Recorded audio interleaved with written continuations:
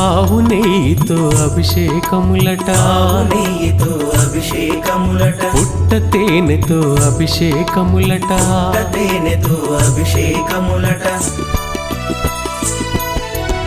ఆవు నెయ్యితో అభిషేకములట, నెయ్యితో అభిషేకములట, పుట్ట తేనెతో అభిషేకములట, తేనెతో అభిషేకములట, పందల రాజుకు అభిషేకములట,